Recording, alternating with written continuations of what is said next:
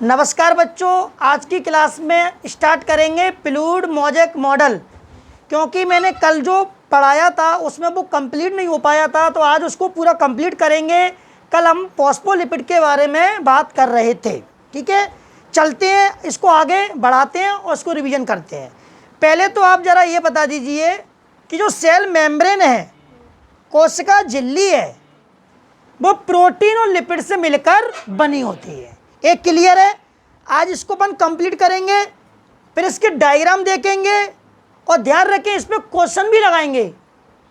जो भी टॉपिक अपन पढ़ेंगे उस पर 5 और 10 क्वेश्चन बिल्कुल अवश्य करेंगे, जिससे आपको मालूम होना चाहिए कि नीट में किस तरह से क्वेश्चन पूछा जाता है, एग्जाम में किस तरीके से क्वेश्चन आ सकता है। क्योंकि आप लोग जब कोचिंग ज्वाइन करेंगे तो आपके छोटे छोटे टेस्ट भी होते हैं कोचिंगों की तरफ से, तो आपको थोड़ा बहुत आना चाहिए। इसलिए मैं आपको जो भी बताऊंगा एक रणनीति के साथ आपको वो चीज़ को समझाऊंगा। तो आज की पूरी क्लास में फ्लूइड मोज़ेक मॉडल के बारे में अपन पढ़ेंगे। चलते हैं, इसको आगे बढ़ाते हैं। कल मैंने आप लोगों को बताया था हम कहाँ तक पहुँच गए थे। इसमें एक पॉइंट था, शायद ये लिखा है सुध है यहाँ, ये पूरी बात हो गई थी, शायद फ्लूइडिटी तक हो गई थी पूरी बात। ठीक है, चलिए 1 मिनट रुको ज़रा, इसको वैसे पकड़ लिया करो, जो हवा से उड़ रहा है ना, इसमें देखना भी पड़ेगा मुझे। चलिए, ये पूरी बात हो चुकी थी क्या? लिपिड के क्वासी तरलीय प्रकृति के कारण द्विस्तरों के भीतर प्रोटीन पार्श्व गति करते हैं। झिल्ली के भीतर गति करने की क्षमता उसकी तरलता पर निर्भर करती है। ये बात हम लोगों ने पढ़ ली थी। ठीक है, आपको मालूम है कि जो प्रोटीन है, कौन है? प्रोटीन। ये कहाँ प्रेजेंट होती है? लिपिड में। कहाँ होती है? अच्छा, लिपिड कौन सा लिपिड? फॉस्फोलिपिड। अच्छा, फॉस्फोलिपिड बाइलेयर के रूप में प्रेजेंट था। तो जो प्रोटीन थी वो लेटरली मूवमेंट करती है मेम्ब्रेन के अंदर। किसके अंदर? झिल्ली के अंदर। अच्छा, क्यों करती है? क्योंकि जो लिपिड है उसका जो नेचर है वो कैसा है? फ्लूइडिटी, तरलता रूप में है। किस रूप में है? तरलता रूप में है। हमारा जो लिपिड है वो क्वासी फ्लूइड नेचर का है। समझ पा रहे हैं आप? इसलिए यहाँ पे लिखा है कि जो lateral movement of protein within overall bilayer. समझ पा रहे हैं? इसलिए ability to move within the membrane, membrane के अंदर जो मूव करने की क्षमता होती है, ठीक है, किसकी? प्रोटीन की। हमने वो चीज़ को मेजर किया और मेजर करने के बाद हमको मालूम पड़ा कि ऐसा क्यों हो रहा है। तो उसके अंदर फ्लूइडिटी, तरलता है। किसके अंदर? लिपिड के अंदर। और लिपिड के कारण सेल मेम्ब्रेन एक लूज हो गई, ढीली सी हो गई। आई बात समझ में? चलिए, इसके बाद हम आगे का जो एक टॉपिक पढ़ेंगे, इसमें एक छोटी सी बात लिखी हुई है जो कि अपन इस पर लिखेंगे इसको। चलिए, इसके बाद फिर अपन प्रोटीन के बारे में बात करेंगे। अभी बात चल रही थी फॉस्फोलिपिड की। देखो, बिल्कुल आराम आराम से सारी चीजें मैं यहां पर लिखूंगा।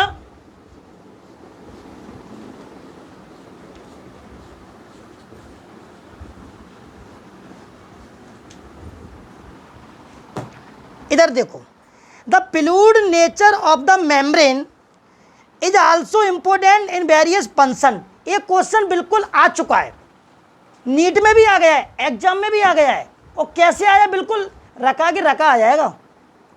कैसे आएगा जरा सुने। तो क्या लिखा है? The fluid nature of the membrane. Membrane की जो फ्लूइड नेचर है, झिल्ली की जो तरल प्रकृति है, वो किस में हेल्प करती है, उससे क्या फायदा है, उस चीज को अपन को जानना है। ये क्वेश्चन आ चुका है और ये याद करना पड़ेगा अभी आपको। तो यहां पे लिखे, क्या लिखा है? बोलो, द फ्लूइड, बोलते रहा करो, the fluid nature of the membrane. इसको हिंदी में कर सकते हो क्या? झिल्ली की तरलीय प्रकृति। ठीक है, क्या बोल रहा है जिसके बाद? इज आल्सो इम्पोर्टेंट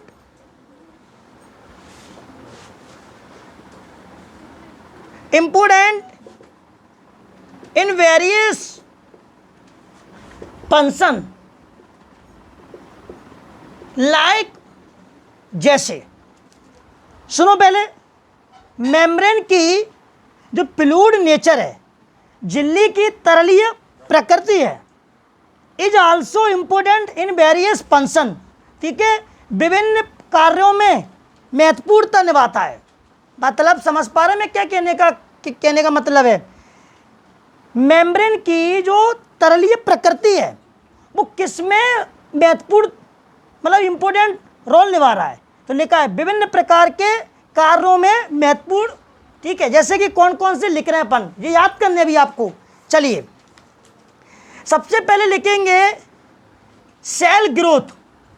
एक बहुत अच्छी बात है, तुमसे बड़ा क्वेश्चन है, अगर झिल्ली में तरलीय प्रकृति नहीं होगी, मेम्ब्रेन के अंदर फ्लूइड नेचर नहीं होगा, तो क्या सेल में ग्रोथ हो सकती है क्या?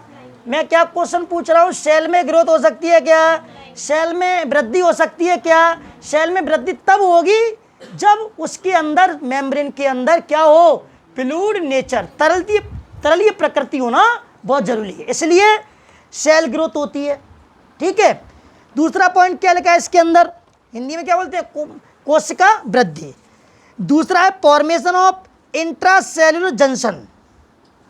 क्या लिखेंगे? Formation of intercellular junction.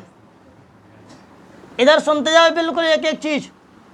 तीसरा पॉइंट अभी समझाऊंगा, एंडोसाइटोसिस।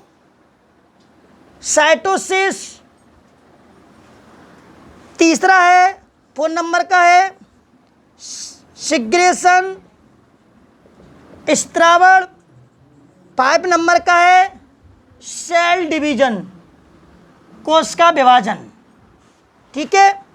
ETC ये आपको पढ़ने हैं, ये क्वेश्चन आ चुका है बिल्कुल, ठीक है। क्या लिखा है जरा सुने, रुक जाओ 1 मिनट।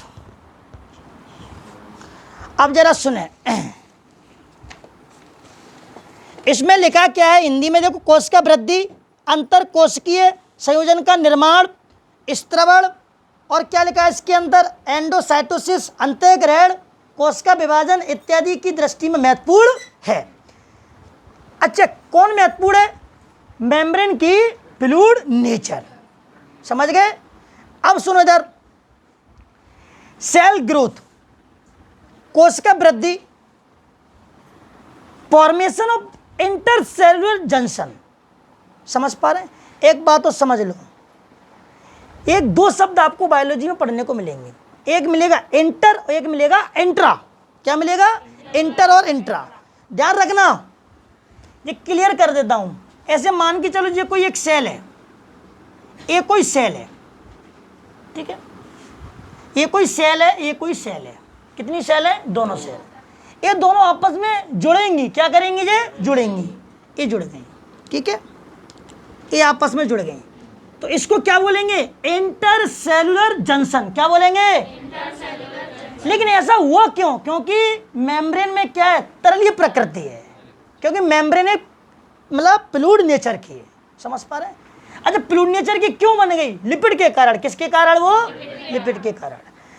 तो ये कौन सा जंक्शन है? Intercellular junction. अगर इंट्रा होता, कौन होता? इंट्रा हमेशा एक ही सेल में होता है। ऐसे मान के चलो ये कोई है, तो इसी में कुछ होता, जो भी होता। टू मतलब 2 चीज के लिए इंटर लगाते हैं, और एक ही में लगाएंगे तो क्या लगा देंगे? इंटर लगा देंगे। ध्यान रखना इस बात को, आप समझ गए? तो इनमें लगेगा क्या? इंटर। क्या लगेगा? इंटर। समझ गए? चलिए, और एक ही चीज में करेंगे, एक ही में करते तो वो इसमें इंटर ही लगता है हमेशा। समझ गए? जैसे अपन कभी मैसेज टाइप करते हैं तो अपन ऐसे नाम कुछ लिख रहे हैं, आप, पहले आप लिखेंगे आप, फिर उसके बाद इंटर मारेंगे, कहाँ हो, तो इंटर ही तो मारा है आपने। ऐसा तो नहीं इसको इसमें जोड़ देंगे। तो इंटर मतलब 2 चीजों के बीच में क्या लगाते हैं? इंटर चलता है। समझ गए? चलो इधर देखो, तो ये बात समझ गए। एंडोसाइटोसिस अभी मैं पढ़ाऊंगा, इसमें दिया है, आगे दिया है, देखो अभी टॉपिक में चलेगा, आगे मेम्ब्रेन के अंदर चलेगा तो लिखा है, देखो जी एंडोसाइटोसिस लिखा है, इसमें लिखा है, देखो जी एंडोसाइटोसिस 2 टाइप की होती है, पिनोसाइटोसिस और फेगोसाइटोसिस। अभी पढ़ाऊंगा आगे, लेकिन अभी सुन लो। एंडोसाइटोसिस, एंडोसाइटोसिस का मतलब क्या है, इसका मतलब समझो। ऐसे मान के चलिए जो कोई सेल है, ठीक है, और एक बात तो ध्यान रख लेना, सेल दो तरीके से सब्सटेंस पदार्थ को लेती है, या तो सॉलिड या कोई लिक्विड। अब ऐसा तो नहीं है कि भैया कोई गैस ले रहा हो, गैस से पेट भर रहा हो उसका, मतलब जो फूड मटेरियल होता है, भोज्य पदार्थ होता है, या तो सॉलिड फॉर्म में होगा या लिक्विड फॉर्म में होगा। अभी पढ़ाऊंगा आगे मैं। अब यहां पे अर्थ क्या है, एंडोसाइटोसिस, एंडो मतलब अंदर, एंडो मतलब क्या होता है, अंदर, साइटोसिस का मतलब होता है सेल के अंदर। अब ध्यान ये रखना है कि लिक्विड सब्सटेंस है कि सॉलिड सब्सटेंस है, अभी आगे में दिया है।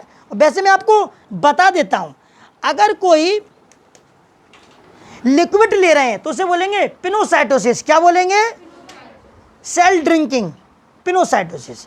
अगर आप कोई सॉलिड फूड मटेरियल ले रहे हो तो उसे बोलेंगे पैगोसाइटोसिस, क्या बोलेंगे। जैसे आप लोग सॉलिड मटेरियल ले रहे हो, ठोस पदार्थ ले रहे हो तो उसे बोलेंगे पैगोसाइटोसिस। अगर आप लिक्विड मटेरियल ले रहे हो तो उसे क्या बोलेंगे, पिनोसाइटो, पिनो ना पानी, पीने वाला, समझने वाली बात।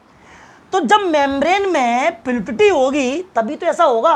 अब पता अंदर कैसे जाता होगा, ऐसे मान के चलो कोई सॉलिड पार्टिकल है, आज ये अंदर जाएगा तो पहले अंदर जाएगा तो पहले इसके पास में आएगा, फिर अंदर जाएगा तो ऐसे हो जाएगा, देखो ये पहले ऐसे होगा, ठीक है, और होगा तो बिल्कुल ये अंदर चला जाएगा ऐसे, फाइनल उसके बाद अंदर चला जाएगा।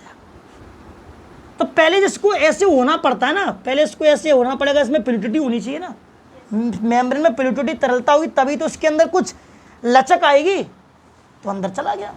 इसलिए ध्यान रखें एंडोसाइटोसिस में हेल्प होगी। सिग्रेशन, स्त्रावण, स्त्रावण भी तो होता है, बच्चा दूध पीता है मेमरी ग्लैंड से, स्तन ग्रंथियों से, तो वो सकिंग, चूसता है दूध को, तो दूध बाहर निकल रहा है। तो एक सब क्या है, क्योंकि मेम्ब्रेन में फ्लूइड नेचर के कारण ऐसा हो रहा है, तो सिग्रेशन, स्त्रावण। सेल डिवीजन तो आप जानते हैं, कोश का विभाजन। अगर सेल में विभाजन नहीं होगा तो एक सेल से दो सेल कैसे बनेंगी, नंबर ऑफ सेल इंक्रीज कैसे होंगे, कोशिका की संख्या कैसे बढ़ेगी। तो अपन को क्या समझ में आया कि the fluid nature of the membrane, ठीक है, is also important in various function. बताओ जैसे कौन कौन से, बताओ, कोशिका वृद्धि, cell growth, formation of intercellular junction, junction मतलब संधि, ठीक है, एंडोसाइटोसिस में, और स्त्रावण में, सिग्रेशन में, सेल डिवीजन में, ये पॉइंट्स आएंगे, ध्यान रखना। चलिए इसके बाद अगला पॉइंट्स है, इसमें अब कोई ज़्यादा कठिन नहीं है, अब सब सारे पॉइंट्स सिंपल होंगे। अब इसके बाद लिखा है cholesterol is also present in plasma membrane, cholesterol are more rigid than phospholipid, so it help in stability of membrane structure. समझ पा रहे हैं आप, चलो लाओ इधर देखो,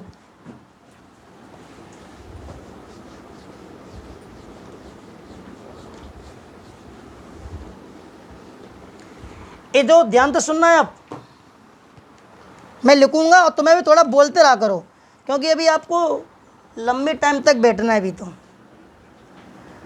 क्या लिखा है, कोलेस्ट्रॉल, क्या लिखा है ये, देखो क्वेश्चन क्लियर हो जाएगा।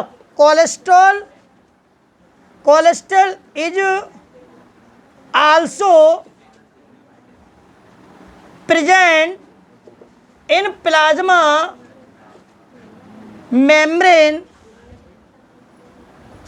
प्लाज्मा मेम्ब्रेन, क्या लिखा है ये, अर्थ करो, समझो। प्लाज्मा झिल्ली में कौन उपस्थित है, समझ गए ना, एक एक लाइन मैं लिख इसलिए रहा हूं कि किसी बच्चे के पास भी नोट्स नहीं है अभी, तो वो चीज वो समझेगा, समझ पा रहे हैं, लिखकर उसको अर्थ करना बहुत, फिर बच्चों को जल्दी समझ में आ जाता है, समझ गए। इसके बाद क्या लिखा है, सुने, अब कोलेस्ट्रॉल करता क्या है वो जानना है अपन को।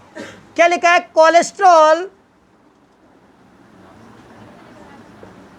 कोलेस्ट्रॉल आर मोर रिजिड, इधर सुनो, रिजिड मतलब होता है दृढ़, क्या होता है, दृढ़, दृढ़ मतलब कठोर, देन फॉस्फोलिपिड, किसके भैया?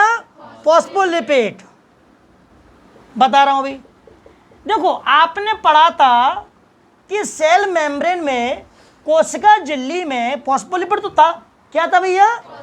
समझो समझो, बोलो। सेल मेम्ब्रेन में, कोशिका झिल्ली में फॉस्फोलिपिड तो था। अब फॉस्फोलिपिड के अलावा कोलेस्ट्रॉल भी होता है। अब कोलेस्ट्रॉल करता क्या है? कोलेस्ट्रॉल आर मोर रिजिड, मतलब कोलेस्ट्रॉल ज्यादा दृढ़ है किसकी तुलना में? इसलिए एक बात तो ध्यान रखना, जो हार्ट अटैक आता है लोगों को, जो कोलेस्ट्रॉल के कारण आता है। जो मोटे लोग होते हैं, मोटे मोटे लोग होते हैं, जो आर्टरी होती हैं, उनमें कोलेस्ट्रॉल जम जाता है। इससे क्या होता है, जो रास्ता होता है, मार्ग होता है, ट्रैक, पाथवे होता है, वो ब्लॉक हो जाता है और ब्लड सप्लाई नहीं होता है, झटका लगता है, सुपड़ा साफ हो जाता है। फिर क्या, रो, फिर आराम से बैठो। तो कहने का मतलब ये है, जब मैं आपको जूलॉजी पढ़ाऊंगा 11th क्लास में, तब वहां बताऊंगा। इसलिए जितनी एनर्जी आप लेते हो उतनी एनर्जी आपको खत्म भी करनी पड़ती है। ये नहीं कि खाए पड़े हैं, टीवी देख रहे हैं, लेटे हैं, थोड़ा सा चलना फिरना पड़ता है, घूमना पड़ता है। घूमने का मतलब ये नहीं बोल रहा कि भैया मैं कि तुम ग्वालियर से आउट ऑफ सिटी चले जाओ आप, या आउट ऑफ स्टेशन बोल देते हैं अपन कभी कभी, समझ रहे हैं? तो मेरा मतलब ये नहीं है कि आपको और कहीं चले जाना है। मतलब इधर गली गली मोहल्ले में, छत पे जीने चढ़ो, मम्मी पापा की हेल्प करो, काम करो, समझ रहे बात को? खुद का वर्क करो, एक्सरसाइज करो, योगा करो, बॉडी की स्टेमिना बढ़ाओ। बोले कि सर आपने कल तो मना कर रहे घूमने की, आज हाँ घूमने की बोल दी। बोले मन में हंस जाते घूमने के नाम पे, तो देखो कितनी मुस्कुराहट है चेहरे पर, देखो उसकी। चलो हाँ, तो सो इसमें लिखा है, सो इट हेल्प इन, क्या लिखा है मैं यहाँ पे लिख रहा हूं, देखो, सो इट हेल्प इन स्टेबिलिटी। क्या लिखा है ये? स्टेबिलिटी मतलब होता है स्थिरता। क्या होता है? Of membrane.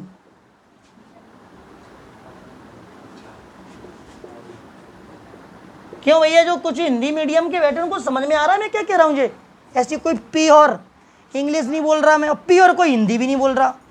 मुझे तो लग नहीं रहा ये कोई हिंदी है ना, मुझे लग रही कोई इंग्लिश है। फिर भी मैंने आप लोगों को ऐसा कर दिया खिलौने की तरह। पढ़ो इधर उसको बच्चों, बहुत अच्छा पॉइंट है ये। पहले तो पढ़ो शुरू से लिखा क्या है। Cholesterol is also present in plasma, ध्यान रखना, प्लाज्मा झिल्ली में कोलेस्ट्रॉल उपस्थित रहता है। समझ गए? Cholesterol are more rigid than phospholipid, cholesterol अधिक दृढ़ है फॉस्फोलिपिड की तुलना में। So it help in stability और मेम्ब्रेन स्ट्रक्चर। इसलिए ध्यान रखना, इसलिए अपन को मालूम होना चाहिए कि जो झिल्ली की जो संरचना है उसको स्थिरता प्रदान करता है। मतलब झिल्ली की संरचना को स्थिरता में हेल्प करेगा कौन? कोलेस्ट्रॉल। कौन करेगा भैया? वरना मेम्ब्रेन की स्ट्रक्चर में प्रॉब्लम्स आ जाएगी। क्या आ जाएगी? तो उसमें स्थिरता कौन लेके आएगा? कोलेस्ट्रॉल। आई बात समझ में? ये बात हो गई फॉस्फोलिपिड की। किसकी बात हो गई ये? फॉस्फोलिपिड की। अब बात करेंगे प्रोटीन पढ़ेंगे। क्या पढ़ेंगे? प्रोटीन। चलिए अब हेडिंग डाल रहे हैं प्रोटीन। ये भी बहुत अच्छा टॉपिक है, बस खत्म होने वाला है फिर ये। चलो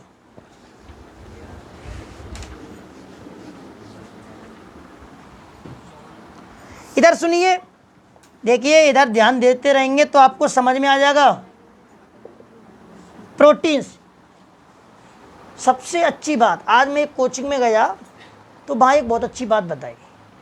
जब टीचर पढ़ा रहे होते हैं तो बच्चे का पूरा ध्यान बोर्ड पर और टीचर की एक्टिविटी पर विशेष तौर पर होना चाहिए। क्लास में जो होमवर्क दिया जा रहा है उसको डेली करके लाना चाहिए, क्वेश्चन लगाना चाहिए। उन्होंने सबसे अच्छी बात बोली कि मोबाइल तो होना भी नहीं चाहिए, स्मार्ट मोबाइल, कीपैड, जो कीपैड मोबाइल तो बोल ही सकते हो आप। पढ़ने के लिए, अच्छी पढ़ाई करने के लिए आपका ध्यान बहुत जरूरी है। मैं पढ़ा रहा हूं, मैं लिख रहा हूं, इसलिए लिख रहा हूं कि लिखकर उसको अर्थ कर रहा हूं तो आपको जल्दी समझ में आ रहा है। नहीं सुनाने को तो मैं खड़े खड़े सुना दूंगा आपको, कोई मतलब नहीं है, सब दिमाग से अपार ऊपर चला जाएगा। अभी आप बच्चे हो, हम तुम में और हम में बहुत अंतर है, ठीक है। चलिए तो क्या पढ़ रहे हैं पर बताओ फटाफट से, प्रोटीन्स। अब ध्यान रखें भैया, 2 टाइप ऑफ प्रोटीन, प्रोटीन के 2 प्रकार are present in plasma membrane. Plasma झिल्ली में 2 प्रकार की प्रोटीन पाई जाती है। क्या बोला मैंने? प्लाज्मा झिल्ली में 2 प्रकार की प्रोटीन पाई on the basis of ease of extraction. किसके आधार पे होती है ये अपन इसको लिखेंगे, ठीक है। तो ध्यान रखें यहां पे 2 टाइप की प्रोटीन होती है। कितने टाइप की होती है? किसके आधार पे होती है लिख रहा हूं, ऑन द बेसिस ऑफ, जी क्या पढ़ते हो तुम इसको, एसिस ऑफ, यहां लिख देता हूं एक्सट्रैक्शन, ठीक है।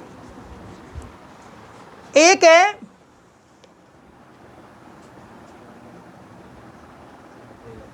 इंटीग्रल प्रोटीन और एक है पेरिफेरल प्रोटीन। इधर सुनो, इसके भी 2 टाइप हैं। एक होती है पार्शियली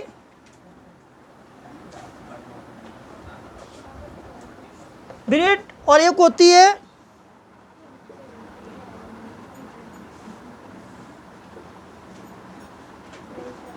ब्रीड। चलिए और सुनिए, इसका एक और नाम है, इंटीग्रल प्रोटीन का एक और नाम है इंट्रिंसिक प्रोटीन। इसका भी एक और नाम है एक्सट्रिंसिक प्रोटीन। चलिए अब इसके बाद हम जो बात करेंगे इसका क्या मतलब है वो अभी आपको बता रहा हूं।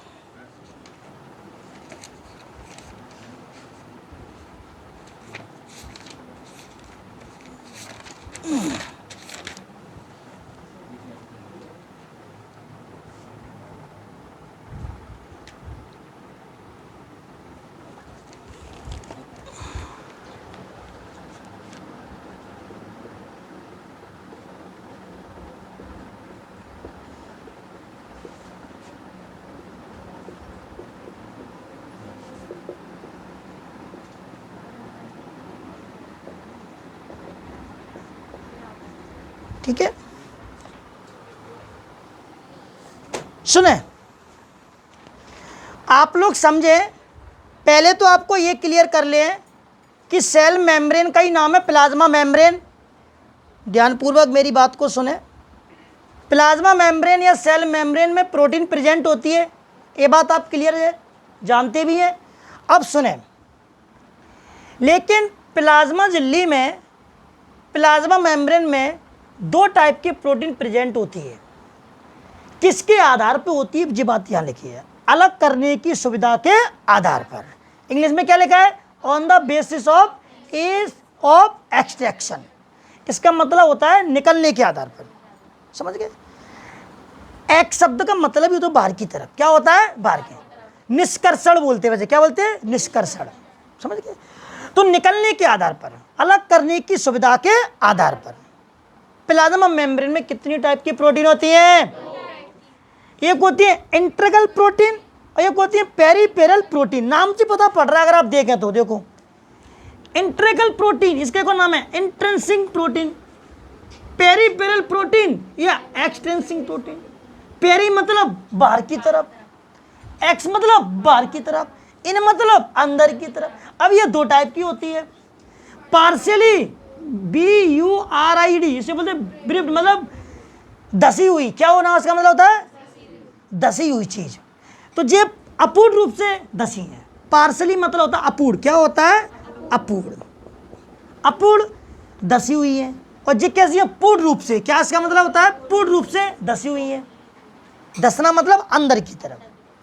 तो कहने का मतलब ये है, मतलब तुम क्या समझ रहे हैं ये, मतलब आपके माइंड में चल क्या रहा है, ये चलना चाहिए कि जो प्रोटीन है, ये जो प्रोटीन है सेल मेम्ब्रेन में दो टाइप के प्रोटीन प्रेजेंट है।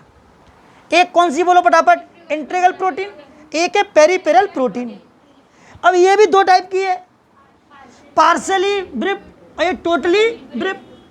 मतलब पार्सली ब्रिप का मतलब होता है अपूर्ण रूप से धसी है, किसमें, मेम्ब्रेन में, जब पूर्ण रूप से धसी है। और इसके बारे में भी अपन पढ़ेंगे। तो अब इनके बारे में, इनकी डेफिनेशन जान लेते हैं। चलिए, तो सबसे पहले अपन कौन सी पढ़ेंगे, ए वाली, ठीक है। क्या लिखा है जरा सुने। सबसे पहले पॉइंट है, यहां लिख रहे हैं, इसमें दिख रहा है क्या, चलो सुने। तो दिस प्रोटीन आर टाइटली, ठीक है, टाइटली मतलब जानते हो, मजबूती से, बाइंड्स विथ फॉस्फोलिपिड। क्या लिखा है जे, फॉस्फोलिपिड, समझ गए क्या लिखा है जे। मतलब जो प्रोटीन है, कौन सी, ये वाली चल रही है, ठीक है, नाम से पता पड़ रहा है मेरे दादा, इन मतलब अंदर। तो देखो प्रोटीन है, कौन सी प्रोटीन, इंटीग्रल प्रोटीन, जो टाइटली बाइंड रहती है किससे, फॉस्फो, और फॉस्फोलिपिड सेल मेम्ब्रेन में बाइलेयर के रूप में प्रेजेंट होता है था। चलिए, इसके बाद क्या लिखा है। अब एक बात बताइए, सोचो, यही नहीं कि सारी चीज़ों पर पढ़ते रहेंगे, कि मतलब इंटीग्रल जो प्रोटीन है वो टाइटली बाइंड है फॉस्फोलिपिड से, तो क्या आप इसे आसानी से इजी रूप से निकाल सकते हो क्या, नहीं निकाल पाओगे, नहीं निकाल पाओगे ना। तो क्या लिखा है, they can not easily remove मतलब आसानी से आप इसे रिमूव नहीं कर सकते, फ्रॉम किससे, मेम्ब्रेन से, किससे, मेम्ब्रेन से, फ्रॉम मेम्ब्रेन से, समझ गए आप। तो आप मेम्ब्रेन से झिल्ली से इसे आसानी से अलग नहीं कर सकते, समझ गए। अब इसके बाद integral protein are of two type. तो इंटीग्रल प्रोटीन कितने टाइप की होती है, अब ये भी दो टाइप की होती है। ये तो क्लियर हो गया कि जो इंटीग्रल प्रोटीन है वो टाइटली बाइंड रहती है फॉस्फोलिपिड से, तो आप इसको आसानी से अलग नहीं कर सकते। तो ये दो टाइप की होती है, पार्शियली ब्रिप और कौन से, टोटली ब्रिप। अब ध्यान तो सुने, पहले कौन से पढ़ेंगे भैया, पार्शियली ब्रिप, और जो क्या लिखा है इसमें, टोटली ब्रिप।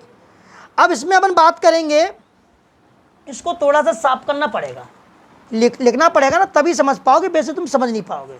चलो,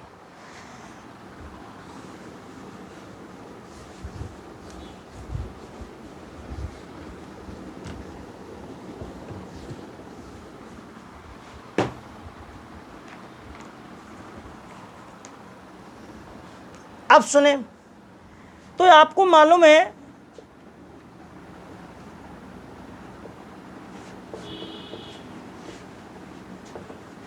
कितने टाइप की होती है, बताओ, दो टाइप की। कौन कौन सी,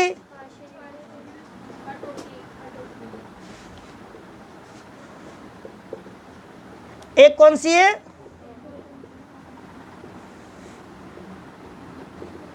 चलिए समझ गए।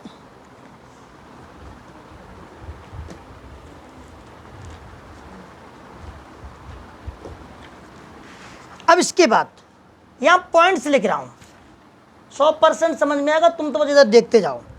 देखो, some integral proteins which are totally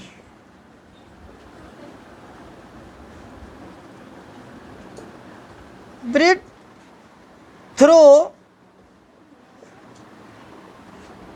the complete thickness of membrane,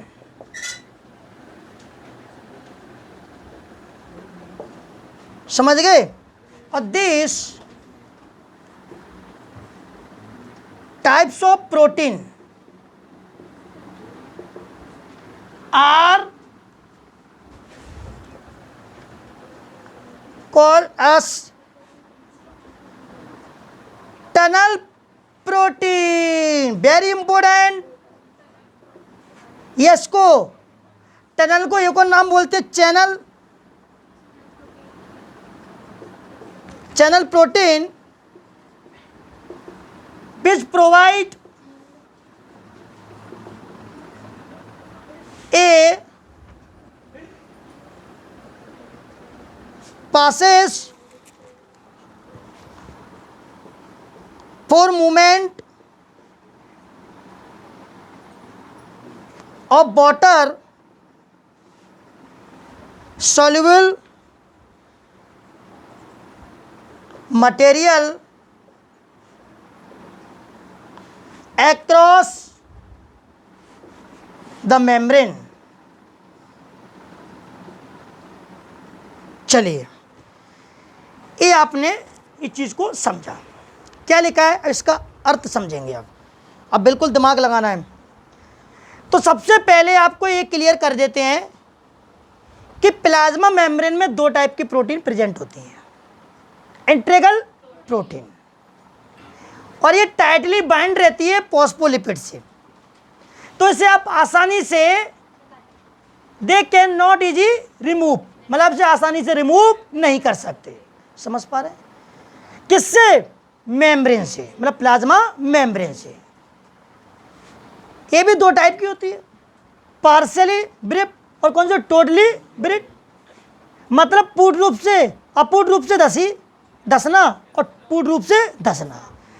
बच्चों जो पॉइंट लिखा है, ये बात लिखी गई है सम इंटीग्रल प्रोटीन, कुछ इंटीग्रल प्रोटीन। क्या कह रहा है वो? कुछ इंटीग्रल प्रोटीन विचार टोटली ब्रिप, मतलब पूर्ण रूप से धसी रहती हैं, पूर्ण रूप से धसी रहती हैं मेम्ब्रेन की मोटाई तक। कहाँ तक रहती हैं? मेम्ब्रेन की मोटाई तक। जैसे कि मैं एक डायग्राम बनाऊं तो इसको भी समझ में आ जाएगा। देखो, ऐसे मान के चलिए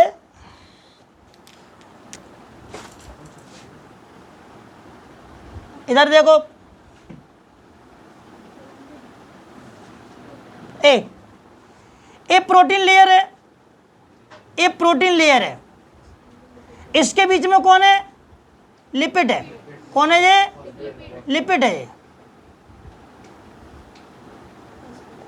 अब क्या होता है? प्रोटीन होती है। क्या होती है? ऐसे मान के चलो कोई प्रोटीन है,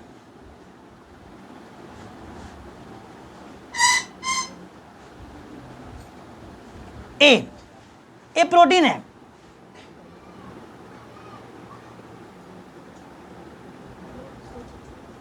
ये प्रोटीन है। ये जो प्रोटीन पूर्ण रूप से, किस रूप से?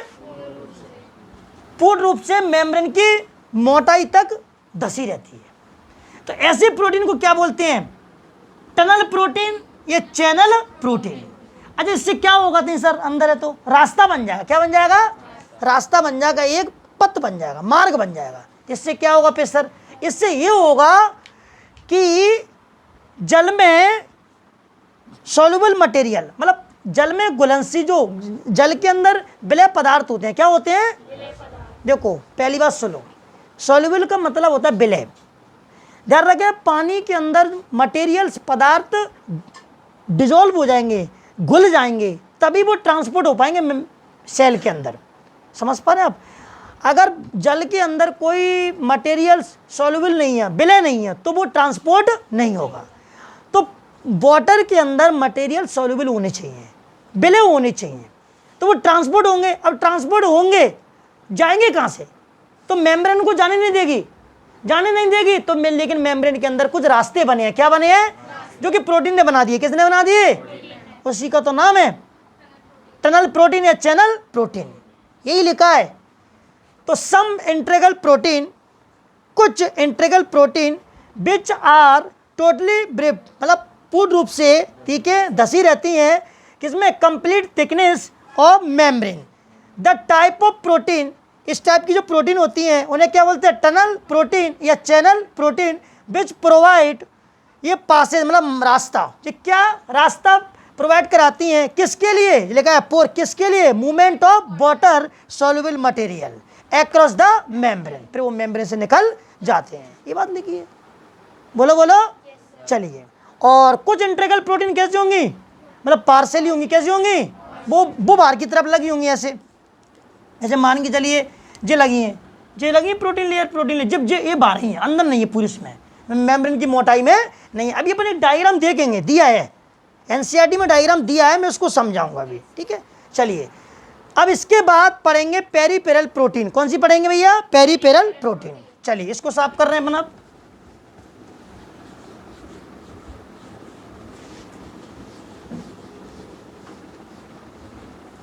समझ में नहीं आ रहा क्या, बताओ बताओ।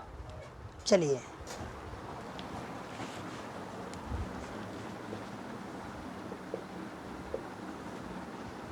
पेरिफेरल प्रोटीन, नींद आ रही है तो बता देना, वैसे तो नींद नहीं आएगी आपको, कौन सी गर्मी लग रही है तुमको,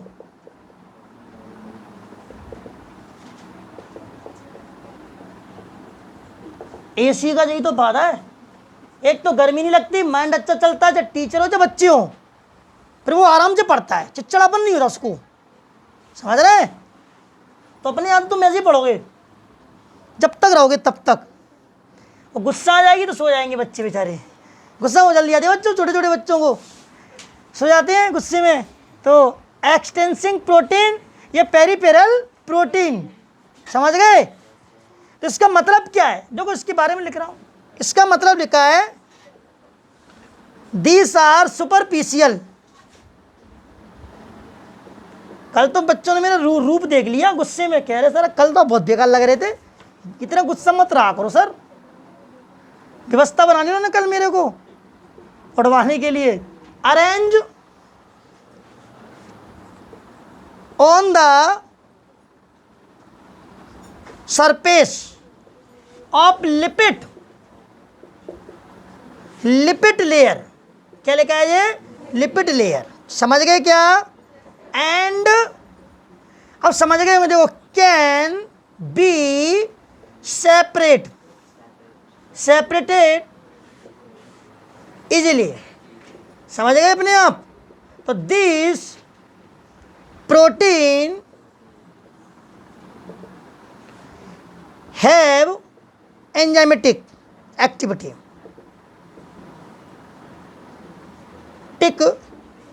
एक्टिविटी। चलिए बता रहा हूं, मुझे क्या लगता है तुम्हें समझ में आ ही गया होगा शायद, लगता है, कोई दिक्कत नहीं, गेट निकालो, लाइट चली गई है, कोई दिक्कत, गेट निकालो फटाफट से।